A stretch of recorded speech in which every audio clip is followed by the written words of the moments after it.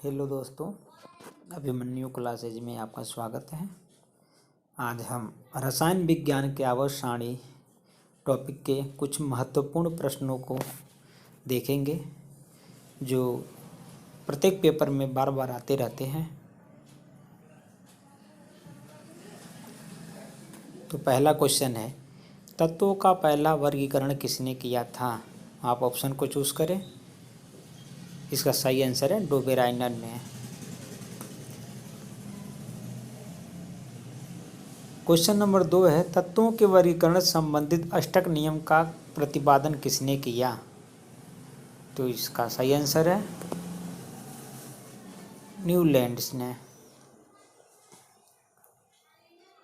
तीसरा क्वेश्चन है, तत्वों के भौतिक और रासायनिक गुण उनके परमाणु भारों के आवर्त फलन होते हैं, यह नियम किसने दिया था? तो यह नियम मेंडलीफ ने दिया था। चौथा क्वेश्चन है, किस वैज्ञानिक ने सर्वप्रथम आवर्त सारणी का निर्माण किया? जो आवर्त सारणी है उसका निर्माण मेंडलीफ ने किया था। पांचवा क्वेश्चन है, आधुनिक आवर्त नियम किसने प्रतिपादित किया? इसका सही आंसर है मोज़ले।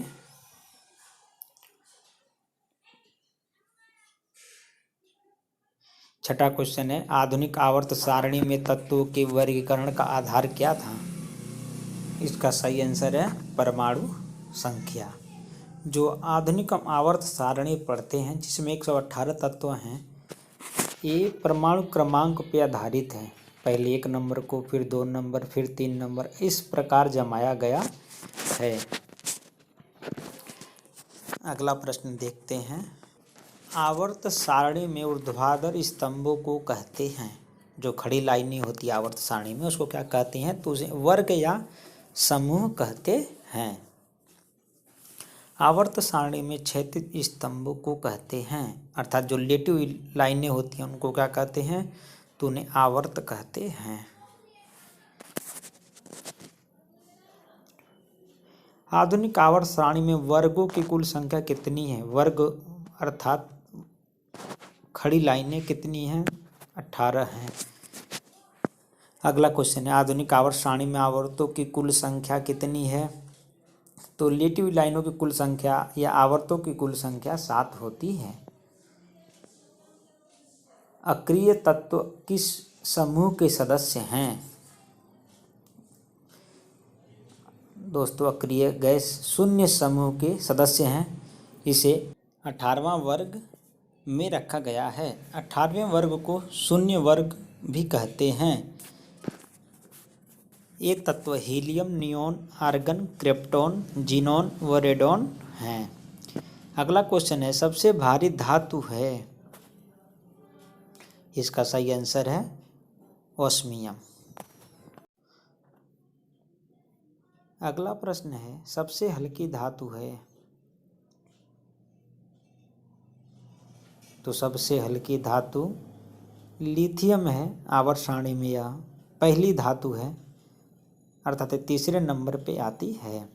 सबसे हल्का तत्व कौन सा है? तो सबसे हल्के तत्व की बात करें तो सबसे हल्का तत्व है हाइड्रोजन। आवर्त सारणी में यह पहला तत्व है, या आवर्त सारणी का यह पहला तत्व है। कौन सा तत्व सबसे अधिक ऋणात्मक है? तो सबसे अधिक ऋणात्मक तत्व है फ्लोरीन।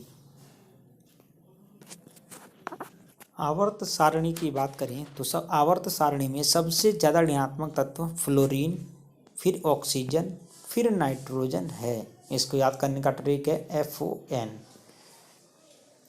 पृथ्वी पर सबसे अधिक मात्रा में पाए जाने वाली धातु है? धातु की बात कर रहा है जो पृथ्वी पर सबसे अधिक मात्रा में पाई जाती है पृथ्वी की सतह पर, वो है एल्यूमिनियम। पृथ्वी की सतह पर सबसे अधिक मात्रा में पाए जाने वाला तत्व ऑक्सीजन है, जो एक अधातु है। दूसरे नंबर पर सिलिकॉन है, जो एक उपधातु है, और जबकि तीसरे नंबर पर एल्युमिनियम पाया जाता है, जो एक धातु है। अगला क्वेश्चन है, संक्रमण तत्व की विशेषता क्या है? आखिर इन्हें संक्रमण तत्व क्यों कहते हैं? तो इसका सही आंसर है अपूर्ण d ऑर्बिटल इनमें डी ऑर्बिटल अपूर्ण होता है, इसीलिए इन्हें संक्रमण तत्व कहा जाता है। प्रत्येक आवर्त का अंतिम सदस्य होता है, तो इसका सही आंसर है एक निष्क्रिय गैस। आवर्त सारणी का प्रत्येक आवर्त एक निष्क्रिय गैस अर्थात 18वें वर्ग पे जाके समाप्त हो जाता है, जैसे आप आवर्त सारणी की इस टेबल में देख सकते हैं।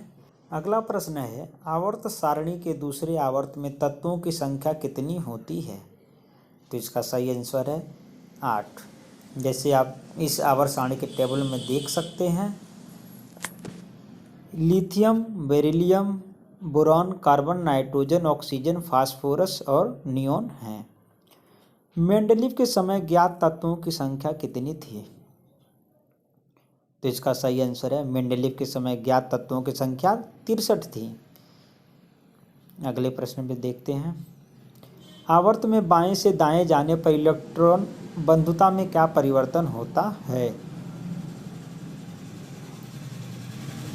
तो बाएं से दाएं जाने पर इलेक्ट्रॉन बंधुता बढ़ती है, अर्थात इलेक्ट्रॉन ग्रहण करने की क्षमता बढ़ती है।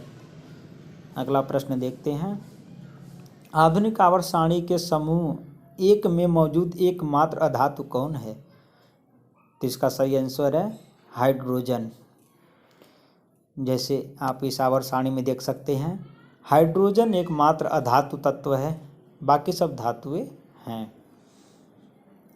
किस ब्लॉक का तत्व साधारण रंगीन यौगिक का निर्माण करता है? तो इसका सही आंसर है एस ब्लॉक के तत्व रंगीन यौगिक का निर्माण करते हैं। आवर्त सारणी के किस आवर्त में बाएं से दाएं जाने पर परमाणु के आकार में परिवर्तन होता है? तो आवर्त सारणी में जब हम बाएं से दाएं जाते हैं तो उनके आकार घटता है, क्योंकि इलेक्ट्रॉनों की और प्रोटॉनों की संख्या बढ़ती है, लेकिन आवर्त वही रहता है, जिससे नाभिकीय बल बढ़ जाता है। अगला प्रश्न है, किस सक्रिय गैस का उपयोग विद्युत बल्ब में किया जाता है? तो इसका सही आंसर है आर्गन। एक ऐसा अक्रिय गैस है जिसका उपयोग विद्युत बल्बों में किया जाता है।